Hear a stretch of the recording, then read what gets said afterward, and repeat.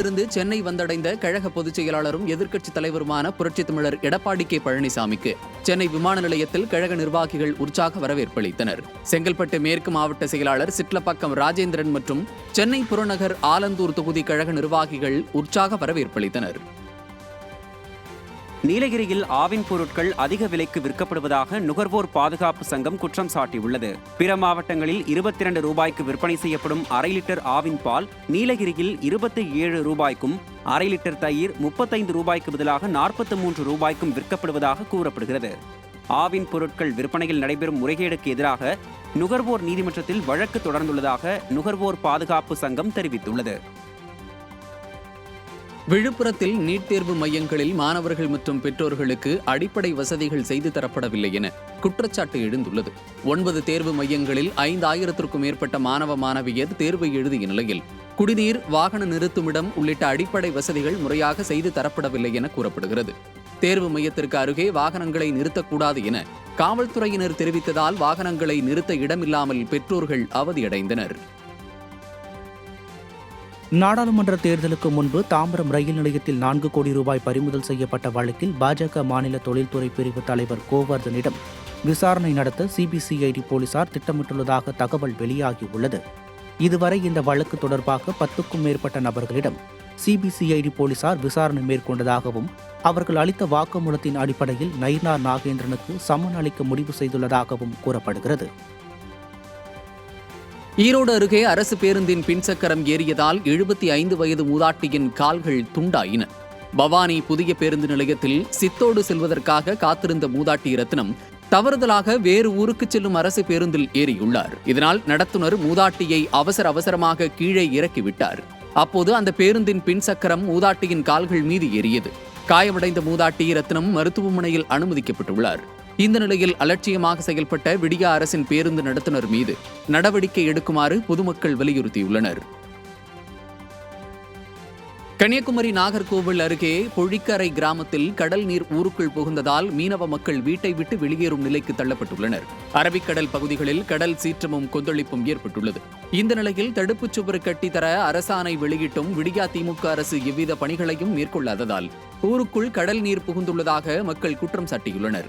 எனவே தூண்டில் வளைவை நீட்டித்து 150 மீட்டர் நீளத்தில் தடுப்புச் சுவர் அமைத்து பாதுகாப்பை உறுதி செய்ய வேண்டும் என கோரிக்கை விடுக்கப்பட்டுள்ளது. சென்னையில் 1000 விளக்கு பகுதியில் உள்ள தனியார் பள்ளியில் நீட் தேர்வு எழுத சென்ற மாணவர்களை நீண்ட நேரம் வெயிலில் காத்திருக்க வைத்ததால் பெற்றோர்கள் பாதுகாப்பு பணியில் ஈடுபட்ட காவல்துறையிடம் வாக்குவாதத்தில் ஈடுபட்டனர். அனைத்து தேர்வு மையங்களிலும் மாணவர்கள் காலை 11 மணிக்கு தேர்வு மையத்திற்குள் அனுமதிக்கப்பட்ட நிலையில் அங்கு மட்டும் மாணவர்களை காத்திருக்க வைத்தது ஏன் என பெற்றோர்கள் கேள்வி எழுப்பினர். நீலகிரி மாவட்டம் உதகையில் சுற்றுலா பயணிகள் வருகையை அதிகரிக்க இ-பாஸ் முறையை எளிதாக்க வேண்டும் என வியாபாரிகள் வலியுறுத்தி உள்ளனர். உதகையில் மே 7ஆம் தேதி முதல் இ-பாஸ் முறை நடைமுறைக்கு வரவுள்ள நிலையில் வெளியூர் மற்றும் வெளிமாநில சுற்றுலா பயணிகள் வருகை வெகுவாக குறைந்தது. வார விடுமுறை நாட்களில் 30,000 முதல் 34,000 சுற்றுலா பயணிகள் வருகை புரிந்த நிலையில் இ-பாஸ் உத்தரவால் சுற்றுலா பயணிகள் வருகை குறைந்து வியாபாரிகளின் வாழ்வாதாரம் பெரிதும் பாதிக்கப்பட்டுள்ளது. இதனால் இ-பாஸ் முறையை எளிதாக்க வேண்டும் என வியாபாரிகள் வலியுறுத்தி உள்ளனர். கன்னியாகுமரி மாவட்டம் முக்கடல் அணையின் நீர்மட்டம் கடும் சரிவை சந்தித்துள்ளதால் குடிநீர் தட்டுப்பாடு ஏற்படும் அபாய நிலை உருவாகியுள்ளது. கோடை வெயிலின் தாக்கத்தால் நாகர்கோவில் மாநகராட்சி மக்களுக்கு குடிநீர் ஆதாரமாக விளங்கும் முக்கடல் அணையின் நீர்மட்டம் வெகுவாக குறைந்துள்ளது. 25 அடி கொள்ளளவு கொண்ட இந்த அணையின் நீர்மட்டம் தற்போது 1 அடிக்கும் குறைவாக உள்ளதால் மாநகர பகுதிகளுக்கு குடிநீர் தட்டுப்பாடு ஏற்படும் சூழ்நிலை உருவாகியுள்ளது. மேலும் குடிநீர் தட்டுப்பாடு ஏற்படாதவாறு விடியா அரசின் மாநகராட்சி நிர்வாகம் நடவடிக்கை மேற்கொள்ள வேண்டும் என பொதுமக்கள் வலியுறுத்தி உள்ளனர். கோவை மாவட்டம் தொண்டாமுத்தூர் சட்டமன்ற தொகுதிக்கு உட்பட்ட வேடப்பட்டி, போரூர் ஆகிய பகுதிகளில் அதிமுக சார்பில் அமைக்கப்பட்ட நீர்மோர் பந்தல்களை கழக தலைமை நிலை செயலாளரும் முன்னாள் அமைச்சருமான எஸ்.பி. வேலுமணி திறந்து வைத்தார். நீர்மோர் பந்தல்களை திறந்து வைக்க வந்த முன்னாள் அமைச்சர் எஸ்.பி. வேலுமணிக்கு கழக நிர்வாகிகள் உற்சாக வரவேற்பு அளித்தனர். இதையடுத்து முன்னாள் அமைச்சர் எஸ்.பி. வேலுமணி பொதுமக்களுக்கு குளிர்பானங்களை வழங்கினார். இந்நிகழ்வில் கழக நிர்வாகிகள் பலர் கலந்து கொண்டனர். வடசென்னையில் கஞ்ச போதையில் அராஜகம் செய்த இளைஞர்களை தட்டி கேட்ட திமுக பெண் நிர்வாகியை வீடு புகுந்து வெட்டிய போதை கும்பலை தனிப்படை போலீசார் தேடி வருகின்றனர். ஆர்கே நகர் வள்ளலார் குடியிருப்பு பகுதியில் கஞ்சா புகைத்து வந்த நபர்களை திமுக நிர்வாகியான சரஸ்வதி கண்டித்துள்ளார். இதனால் ஆத்திரமடைந்த போதை கும்பல் சரஸ்வதியின் வீடு தேடி சென்று அவரை சரமாரியாக வெட்டிவிட்டு அங்கிருந்து தப்பியோடியது. இந்த தாக்குதலில் இரத்த வெள்ளத்தில் மயங்கி விழுந்த சரஸ்வதி சிகிச்சைக்காக ஸ்டான்லி அரசு மருத்துவமனையில் அனுமதிக்கப்பட்டார். இதுகுறித்து வழக்கு பதிவு செய்த காவல்துறையினர் தனிப்படை அமைத்து குற்றவாளிகளை தேடி வருகின்றனர். விடியா திமுக ஆட்சியில் திமுக நிர்வாகிக்கே பாதுகாப்பில்லாத நிலைக்கு சட்டம் ஒழுங்கு சீரழிந்து விட்டதாக பொதுமக்கள் குற்றம் சாட்டியுள்ளனர். விழுப்புரம் நாடாளுமன்ற தொகுதிக்கான வாக்கு எண்ணும் மையத்தில் சிசிடிவி கேமராக்கள் பழுதடைந்த விவகாரத்தில் உரிய நடவடிக்கை எடுக்க வேண்டுமென விழுப்புரம் மக்களவைத் தொகுதி அதிமுக வேட்பாளர் பாக்யராஜ் மாவட்ட தேர்தல் அலுவலரை நேரில் சந்தித்து புகார் அளித்தார். நாடாளுமன்ற தேர்தலில் பதிவான வாக்குப்பதிவு இயந்திரங்கள் கீழ்பெரும்பாக்கம் அறிஞர் அண்ணா அரசு கலைக்கல்லூரியில் 3 அடுக்கு பாதுகாப்போடு வைக்கப்பட்டுள்ளன. இந்த நிலையில் சில தினங்களுக்கு முன்பு வளாகத்தில் பாதுகாப்பிற்காக அமைக்கப்பட்ட சிசிடிவி கேமராக்கள் அனைத்தும் 30 நிமிடங்கள் பழுதடைந்தது. அதனை ஆய்வு செய்த மாவட்ட ஆட்சியர் மின்சார விநியோகத்தில் ஏற்பட்ட பழுது காரணமாக கேமராக்கள் வேலை செய்யவில்லை என விளக்கம் அளித்தார். இது தொடர்பாக மாவட்ட ஆட்சியரிடம் அதிமுக சட்டமன்ற உறுப்பினர் அர்ஜுனன் மற்றும் வேட்பாளர் பாக்யராஜ் ஆகியோர் இதுபோன்ற தவறுகள் ஏற்படாத வண்ணம் நடவடிக்கை எடுக்க வலியுறுத்தினர். திருவள்ளூர் மாவட்டம் திருத்தணி நகராட்சியில் சாலையோர வியாபாரிகளை மிரட்டி நகராட்சி நிர்வாகம் சுங்க கட்டணம் வசூல் செய்வதாக குற்றச்சாட்டு எழுந்துள்ளது. திருத்தணி நகராட்சியில் சாலையோரம் பூக்கடை பழக்கடை நடத்தி வரும் வியாபாரிகளிடம் நகராட்சி ஊழியர்கள் அடாவடியாக 30 ரூபாய் முதல் 100 ரூபாய் வரை மிரட்டி வசூல் செய்வதாக வியாபாரிகள் குற்றம் சாட்டியுள்ளனர். இதையடுத்து அதிமுக முன்னாள் நாடாளுமன்ற உறுப்பினரும் கழக அமைப்பு செயலாளருமான திருத்தணி கோ ஹரி தலைமையில் நகராட்சி ஆணையரிடம் மனு அளிக்கப்பட்டது. அப்போது கழக நிர்வாகிகள் பலர் உடனிருந்தனர். திருத்தணி நகராட்சியில் கடந்த 1ஆம் தேதி முதல் நடைபாதையிலே கடைகளை வைத்திருப்பவர்களுக்கு சுங்கவரி உடனடியாக கட்ட வேண்டும் என்று ஒரு அறிவிப்பை கொடுத்து ரோட்டோரம் அவங்க பூக்கடை பழக்கடை வைத்திருப்பவர்களிடம் கட்டாய வசூல் செய்கின்ற ஒரு நடவடிக்கையை திருத்தணி நகராட்சி எடுத்திருக்கிறது.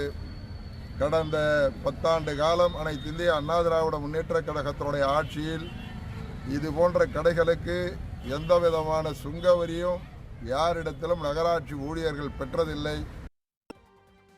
திருவண்ணாமலை மாவட்டத்தில் பள்ளி மாணவர்களின் சீருடை முறைகேடாக வெளியில் தைக்க கொடுப்பதாகவும் அரசு சார்பில் வழங்கப்படும் துணி தனியார் துணிக்கடைகளுக்கு விற்பனை செய்யப்படுவதாகவும் மகளிர் கூட்டுறவு சங்கம் மாவட்ட ஆட்சியரிடம் புகார் அளித்துள்ளது. தையல் மகளிர் குடிசை கூட்டுறவு சங்கம் சார்பில் மாவட்டம் முழுவதும் 2000க்கும் மேற்பட்ட உறுப்பினர்கள் கடந்த 30 ஆண்டுகளுக்கும் மேலாக அரசு பள்ளி மாணவர்களுக்கு குறைந்த விலையில் ஒரு மாணவனுக்கு 4 செட் சீருடை தைத்து வழங்கும் பணியில் ஈடுபட்டு வருகின்றனர். இந்த நிலையில் விடியா திமுக அரசு 2 செட் துணிகளை கள்ளத்தனமாக வெளியில் தைக்க வழங்குவதாகவும் அரசு சார்பில் வழங்கப்படும் துணி திருட்டுத்தனமாக துணிக்கடை முதலாளிகளுக்கு விற்பனை செய்யப்படுவதாகவும் சங்க உறுப்பினர்கள் குற்றச்சாட்டை முன்வைத்துள்ளனர். மேலும் விடியா திமுக அரசு தனியார் முதலாளிகளுக்கு லாபம் அளிக்கும் வகையில் செயல்படுவதாகவும் சங்க உறுப்பினர்கள் தெரிவித்துள்ளனர். இப்போ திடீர்னு இந்த ஆட்சி வந்த உடனே நான் 2 செட்டு தான் கொடுப்பேன், 2 செட்டு வெளியில் கொடுப்பேன் அப்படின்னு சொல்கிறாங்க. அது எங்களுக்கு தப்பாக தைக்கக்கூடாது, தைக்கிறது நல்லா இல்லைன்னு சொல்கிறாங்கன்னா நாங்கள் 30 வருஷமாக தைச்ச துணி எப்படி மெம்பர்களுக்கு போய் உறுப்பினருக்கு தைச்சி கொடுத்தது டிஓசிஓவுக்கு போயிட்டு எல்லா ஸ்கூல் மெம்பருக்கும் போய் சேர்ந்தது துணி. நாமக்கல் மாவட்டம் பாண்டமங்கலம் பரமத்திவேலூர் மாணிக்கநத்தம் உள்ளிட்ட பகுதிகளில் அதிமுக சார்பில் அமைக்கப்பட்ட நீர்மூர் பந்தல்களை முன்னாள் அமைச்சர் தங்கமணி திறந்து வைத்தார். பரமத்திவேலூர் சட்டமன்ற தொகுதிக்குட்பட்ட பகுதியில் நடைபெற்ற நீர்மூர் பந்தல் திறப்பு விழாவில் பரமத்திவேலூர் சட்டமன்ற உறுப்பினர் எஸ் சேகர், நாமக்கல் நாடாளுமன்ற தொகுதி அதிமுக வேட்பாளர் தமிழ்மணி ஆகியோர் பங்கேற்றனர். பின்னர் செய்தியாளர்களுக்கு பேட்டியளித்த முன்னாள் அமைச்சர் தங்கமணி, கடந்த அதிமுக ஆட்சியின் போது கடும் வெப்பநிலை நிலவிய போதும் கோடையில் ராஜவாய்க்காலில் நீர் திறந்துவிடப்பட்டது என்று கூறினார். எனவே விவசாயிகளின் கோரிக்கையை ஏற்று ராஜவாய்க்காலில் தண்ணீர் திறக்க வேண்டுமென மாவட்ட ஆட்சியரை வலியுறுத்தினார். அம்மா இருக்கின்ற போதும் மன்னர் எடப்பாடியார் இருக்கின்ற போதும் 25 அடி இருந்த போது கூட நம்ம ராஜவாய்க்கால் தண்ணீர் இருக்கின்றோம். அதனால் விவசாயிகளின் கோரிக்கை ஏற்று மாவட்ட ஆட்சியரும் மற்றும் அரசும் உடனடியாக நடவடிக்கை எடுக்க வேண்டும். திருச்சியில் நீர்நிலைகளை பாழ்படுத்தும் திட்டத்திற்கு நீதிமன்றம் சென்று வழக்கு போட்டு தடை வாங்கிய சமூக ஆர்வலரை திமுக கவுன்சிலர் குண்டர்களுடன் வீடு புகுந்து தாக்கிய சம்பவம் பரபரப்பை ஏற்படுத்தியுள்ளது. திருச்சி மாநகராட்சியில் 29 கோடி ரூபாய் செலவில் கொல்லாங்குளத்தை மேம்படுத்தி படகு சவாரி, நடைபாதை, பூங்கா, மீன் வளர்ப்பு, குழந்தைகள் விளையாடும் இடம், வண்ண விளக்குகள் அமைக்க மாநகராட்சி முடிவு செய்துள்ளது. கொல்லங்குளம் நீர்நிலையை பாழ்படுத்தும் இந்த திட்டத்திற்கு எதிராக உயர்நீதிமன்ற மதுரை கிளையில் வழக்கு தொடர்ந்து சமூக ஆர்வலர் செந்தில்குமார் தடை பெற்றார். இதனால் ஆத்திரமடைந்த திமுக கவுன்சிலர் முத்துச்செல்வத்தின் ஆட்கள் செந்தில்குமாரின் வீட்டின் கதவை உடைத்து மாடியிலிருந்து அவரை தரதரவென இழுத்து வந்து சரமாரியாக தாக்கியதாக கூறப்படுகிறது. இதுகுறித்து எடமலைப்பட்டி புதூர் காவல்துறையிடம் புகார் அளித்தும் எவ்வித நடவடிக்கையும் எடுக்கப்படவில்லை என செந்தில்குமார் குற்றம் சாட்டியுள்ளார். இங்கே என்ன சொல்லியிருக்காங்கன்னா, மக்கள்கிட்ட எப்படி சொல்லி கூப்பிட்டு வந்திருக்காங்கன்னா, உங்கள் வீட்டை இடிக்கிறதுக்கு ஆர்டர் வாங்கியிருக்காரு செந்தில்னு சொல்லி இந்த 57வது வார்டு திமுக கவுன்சிலர் முத்துச்செல்வம் தவறான தகவலை மக்களுக்கு கொடுத்து இல்லத்தை நோக்கி ஒரு 100 லேடிஸு ஜென்ஸ் எல்லாம் சேர்த்து ஒரு 150 பேரை கூட்டிகிட்டு வந்து என் வீட்டு பூட்டை உடைத்து, நான் வீட்டு பூட்டை கேட்டை வீட்டுக்குள்ளார பூட்டியிருந்தேன், என் வீட்டு கேட்டை பூட்டை உடைத்து மாடியில் வந்து என்னை அடித்து தரன்னு இழுத்து வந்து, ரெண்டாவது என் பாக்கெட்லேருந்து 2 ஃபோனையிலே எடுத்துக்கொண்டு விட்டார்கள். எடுத்துக்கொண்டு இல்லாமல் மாடியிலேருந்து அடித்து தெரு வரைக்கும் இழுத்துட்டு வந்து என்னை அடித்தாங்க, எல்லாமே அடித்தாங்க. சேலம் மாவட்டம் ஓமலூர் அருகே ஸ்ரீ அன்னமார் சுவாமி கோவில் மகா கும்பாபிஷேக விழாவையொட்டி வள்ளி கும்மி ஆட்ட நிகழ்ச்சி நடைபெற்றது. கோவில் வளாகத்தில் நடைபெற்ற வள்ளி கும்மி ஆட்ட நிகழ்ச்சியில் ஏராளமான பெண்கள் மற்றும் குழந்தைகள் கலந்து கொண்டனர். இதில் ஆயிரக்கணக்கானோர் கலந்து கொண்டு வள்ளி கும்மி ஆட்டத்தை கண்டு ரசித்தனர்.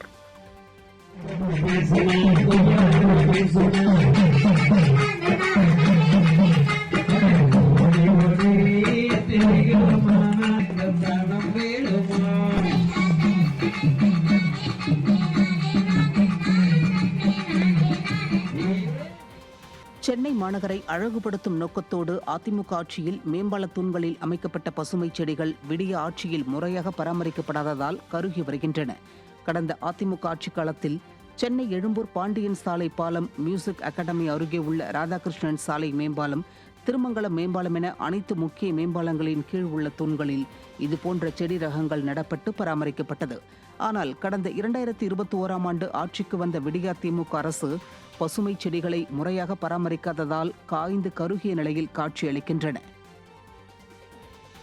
அதில் இதுக்கு முன்னாடிலாம் பார்க்குறப்ப பார்த்தீங்கன்னாக்கா ரொம்ப பசுமையாக இருக்கும், அதெல்லாம் பார்க்குறப்ப நம்மளுக்கே ஒரு இதுவாக இருக்கும்.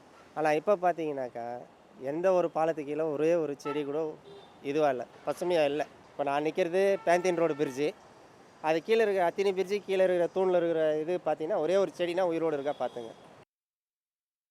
விருதுநகர் மாவட்டம் ராஜபாளையம் அருகே மின்மாற்றி பழுதடைந்ததால் 150 ஏக்கர் பயிர்கள் கருகி வருவதாக விவசாயிகள் குற்றம் சாட்டியுள்ளனர். கோவிலூர் கிராமத்தில் 150 ஏக்கர் பரப்பளவில் விவசாயம் மேற்கொண்டு வரும் விவசாயிகள் 32 கிணறுகளின் மூலம் தண்ணீர் பாய்ச்சி பயிரிட்டு வருகின்றனர். இந்நிலையில் கடந்த 10 நாட்களுக்கு முன்பு மின்மாற்றி பழுதடைந்த நிலையில் பலமுறை மின்வாரியத்திடம் முறையிட்டும் பழுதை சரி செய்ய நடவடிக்கை எடுக்கவில்லை என விவசாயிகள் குற்றம் சாட்டினர். ஜெனரேட்டர் மூலம் பயிர்களுக்கு தண்ணீர் பாய்ச்சுவதால் 4000 முதல் 5000 ரூபாய் வரை கூடுதலாக செலவிட உள்ளதாக வேதனை தெரிவித்துள்ளனர். இந்த டிரான்ஸ்பாரை 12 நாள் ஆச்சு, ரிப்பேர் ஆகி கலட்டிட்டு போயிட்டாங்க. கலட்டிட்டு போய் 12 நாள் ஆகியும் இவங்க நமக்கு எந்த ஒரு பதிலும் சொல்ல மாட்டாங்க. நம்ம தலைவாயூர் ஏகிட்ட கேட்டோம்னா இன்னைக்கு மாட்டுதான் நாளைக்கு மாட்டுதான் அலக்கழிச்சிக்கிட்டே இருக்காங்க. 150 ஏக்கருக்கு மேலே பயிர் பட்டுக்கிட்டு போகுது. இது படக்கூடாதுன்னு நாங்கள் ஜெனரேட்டரை வச்சு நாங்கள் தண்ணியை எடுத்து ஊற்றிக்கிட்டு இருக்கோம். இதனால் ஒரு நாளைக்கு 4000 ரூபா எங்களுக்கு செலவாகுது. 40 லிட்டர் டீசல் வாங்கி ஊற்றுறோம். எங்களுக்கு 150 ஏக்கர் தஞ்சையில் இருந்து திருவாரூர் நோக்கி சென்ற அரசு பேருந்தின் சேதமடைந்த கதவு துணி வைத்து கட்டப்பட்டிருந்ததால் பயணிகள் அதிர்ச்சியடைந்தனர். மேலும் பேருந்தின் இருக்கைகள் கிழிந்தும் ஜன்னல் கம்பிகள் துருப்பிடித்தும் ஆபத்தான நிலையில் இருப்பதாக பயணிகள் குற்றம் சாட்டினர். தலையில் உரசும் வகையில் மின் வயர்கள் அருந்து தொங்குவதால் அச்சத்துடன் பயணித்து வருவதாகவும் பயணிகள் கவலை தெரிவிக்கின்றனர். பொம்மை முதலமைச்சரின் சொந்த ஊரான திருவாரூரில் அரசு பேருந்தில் பயணிகள் உயிரை கையில் பிடித்துக்கொண்டு பயணிக்கும் அவல நிலை ஏற்பட்டுள்ளது. விடியா ஆட்சியில் தமிழகத்தின் பல்வேறு மாவட்டங்களில் ஏராளமான பேருந்துகள் பழுதடைந்த நிலையில் இருப்பதாக புகார்கள் கூறப்பட்டு வருகின்றன. தமிழகத்தில் இலவச பேருந்துகளை இயக்க தொடங்கிய நாள் முதல் பேருந்துகளின் எண்ணிக்கையை விடியா திமுக அரசு குறைத்துவிட்டதாக பெண் பயணிகள் குற்றம் சாட்டியுள்ளனர். வெற்று வாக்குறுதிகளை வாரி வழங்குவதையே வாடிக்கையாக கொண்ட விடியா திமுக ஆட்சிக்கு வந்தால் மகளிருக்கு இலவச பேருந்து பயணம் அளிக்கப்படும் என அறிவித்தது. மகளிருக்கு இலவச பேருந்துகளுக்கு என குறைந்த அளவிலான பேருந்துகளை அறிவித்துவிட்டு அதனால் ஏற்படும் இழப்பை சமாளிக்க பேருந்துகளின் எண்ணிக்கையை வெகுவாக குறைத்துவிட்டதாக பயணிகள் புகார் தெரிவிக்கின்றனர். மகளிருக்கு இலவச பேருந்து அறிவித்த நாள் முதல் எந்த நடத்துனரும் பெண் பயணிகளை மதிப்பதில்லை என்றும் பெண்கள் வேதனை தெரிவிக்கின்றனர். டைமுக்கு வரமாடுது. அதே மாதிரி பஸ்ஸு வர்ற டைமில் நம்ம போனால் வழியிலேயே ஏதோ போனாக்கா பஸ்ஸு நிப்பாட்ட மாறுறாங்க, ரன்னிங்கில் எடுத்துன்னு போயிடுறாங்க. ரொம்ப கஷ்டமாக இருக்குது. பஸ்ஸு கம்மியாக இருக்குது, ஜனங்க நிறைய ஓடுது. அதிகமாக லேடிஸ் தான் ஏறுறாங்க, ஜென்ஸு கூட இல்லை, எல்லாம் லேடிஸ் தான் ஏறுறாங்க. ரொம்ப கஷ்டமாக இருக்குது எங்களுக்கு. இந்த பஸ்ஸு வரமாட்டேன், கரெக்ட் டைமுக்கு வரமாட்டேன். சென்னையில் 1000 விளக்கு பகுதியில் உள்ள தனியார் பள்ளியில் நீட் தேர்வு எழுத சென்ற மாணவர்களை நீண்ட நேரம் வெயிலில் காத்திருக்க வைத்ததால் பெற்றோர்கள் பாதுகாப்பு பணியில் ஈடுபட்ட காவல்துறையிடம் வாக்குவாதத்தில் ஈடுபட்டனர்.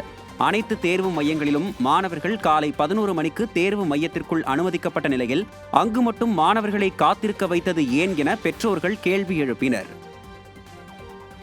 நீலகிரி மாவட்டம் உதகையில் சுற்றுலா பயணிகள் வருகையை அதிகரிக்க இ-பாஸ் முறையை எளிதாக்க வேண்டும் என வியாபாரிகள் வலியுறுத்தி உள்ளனர்.